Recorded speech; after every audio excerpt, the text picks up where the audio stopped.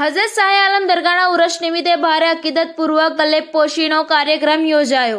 ગુજરાતના મહાન ઓલિયાએ કિરામ હઝરત શાહ આલમ સરકારનો 564મો ઉરસ મુબારક નિમિત્તે શાહ આલમ દરગાહ ખાતે પ્રતિવર્ષની જેમ સોમવારે મોડી સાંજે મગરિબની નમાઝ બાદ યાકૂબ આલમ બુખારી તેમજ મહેબૂબ હુસૈન બુખારી દ્વારા અકીદતમંદોની ઉપસ્થિતિમાં ગલેબ મુબારક ભારે અકીદતપૂર્વક પેશ કરવામાં આવી હતી।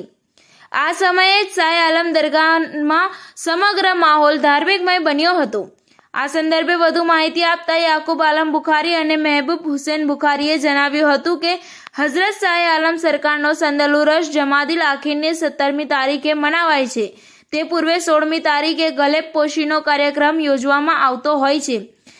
એ પરંપરા અમોએ જાળવી રાખી છે। ગલેબપોશી પહેલા ચાદર મેઇન ગેટથી 4 કવ્વાલ સાથે અકીદતમંદોની ઉપસ્થિતિમાં દરગાહ ખાતે લઈ જવામાં આવી હતી, જ્યાં દરગાહમાં સૌના માટે દુઆ કરવામાં આવી હતી। બંને બુખારી બંધુઓએ હઝરત શાહ આલમ સરકારની કરામતો વર્ણવી હતી। औलाद शाह आलम और मेरे साथ में जनाब महबूब बुखारी है और मेरे खानवादे के और शाह औलाद शाह आलम मेरे साथ में है और हमारे जद सरकार शाह आलम के चाहने वाले मुहिब्बीन अहले बैत और आपसे अकीदत रखने वाले तमाम हाजरीन को मैं सैयद सिराजुद्दीन अबुल बरकात शाह आलम सरकार के 564वें उर्स मुबारक पे तमाम को मुबारकबादी देता हूँ। अल्लाह ताला सरकार शाह आलम के सदक़े में अमन व अमान और सबको खैरियत में रखे और सबकी तमाम जायरीन की मुरीदों की अपनी दिली तमन्नाओं को पूरी करे, ऐसी बारगाह शाह आलम में दुआ करता हूँ। आज के प्रोग्राम में हमने हमारे जद्दमजद अबुल बरकात अबुल मोहम्मद सिराजुद्दीन शाह आलम की बारगाह में चद्दर पोशी का प्रोग्राम रखा था, जिसमें हमारे साथ में हमारे मुहिब्बीन, हमारे अरकान, सरकार शाह आलम को चाहने वाले, इनसे अकीदत रखने वाले तमाम ने हमारे साथ में हाजिरी दी। जी, इसके बाद में कल तय प्रोग्राम के मुताबिक संदल होगा और संदल के बाद में तय प्रोग्राम के मुताबिक उर्स के बाद में जो बीवियों का मेला होता है वो तयशुदा प्रोग्राम के हिसाब से बीवियों का मेला होगा। अल्लाह का लाख लाख एहसान है और हमारे जद्दमजद सरकार सिराजुद्दीन शाह आलम का फैजान है कि पिछले 2 साल पूरी दुनिया में कोरोना की वजह से हम यहाँ पे जिस तरह हर साल उर्स के मौके पे हर तरह की यहाँ पे जाहिरीन आते थे, किसी भी तरह की कोई पाबंदी नहीं होती थी। इसी तरह से इस साल किसी भी तरह की कोई पाबंदी नहीं रहेगी। पिछले जो कोरोना में थी ऐसी यहाँ जैसे कोरोना के पहले हर साल जैसे उर्स मनाया गया था और उर्स की जो भी रिवायतें थी इसी तरह से उर्स मनाया जाएगा। आज मैं आपको सरकार जद्दमजद शाह आलम सरकार की करामत भी बताऊंगा और आपने अपनी शहजादे सैयद शाह मोहम्मद दिखन की कुर्बानी दी है, उसका एक वाक़या भी बताता हूं मैं। सैयद सिराजुद्दीन शाह आलम की बारगाह में दौरान आपकी हयात तैयबा में सैफुद्दीन काजी नाम के एक शख्स को बहुत ही ज़ईफ़ उम्र में हमारे जद्दमजद और दादा कुतुब आलम सरकार की दुआओं से बड़ी ज़ईफ़ी में एक लड़का पैदा हुआ था और वो लड़का अभी जवान भी नहीं हुआ था और बचपने के आलम में उसका इंतकाल हो गया।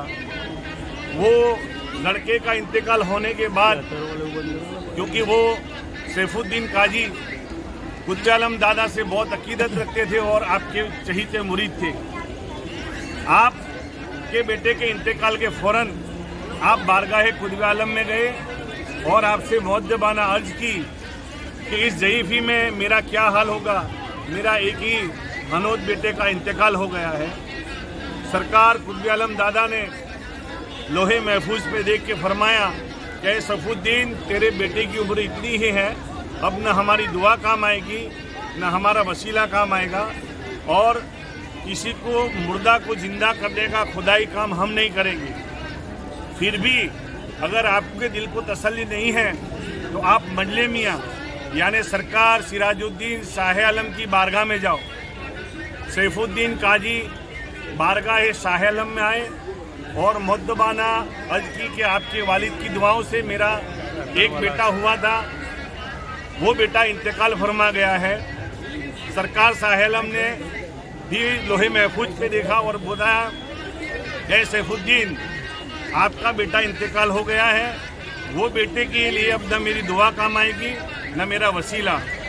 उस वक्त में आपके साथ में आपके सबसे छोटे और सबसे चहीते साहबजादे सैयद मोहम्मद शाह बिखन आपके बाजू में खड़े हुए थे और ये सैफुद्दीन का तज़किरा आप सुन रहे थे। उसके बाद में जब सैफुद्दीन ने शाह आलम सरकार से बहुत जिद की कि आप कुछ भी करो, मेरे बेटे को जिंदा कर दो, तो आपने बताया कि आप यहाँ से निकल जाओ, मैं खुदाई काम नहीं कर सकता।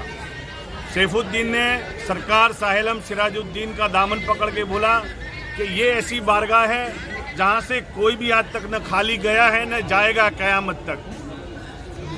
फिर आपने दामन पकड़ लिया सैफुद्दीन ने सरकार शाह आलम का, और वहाँ से वो अपने घर की तरफ रवाना हुए।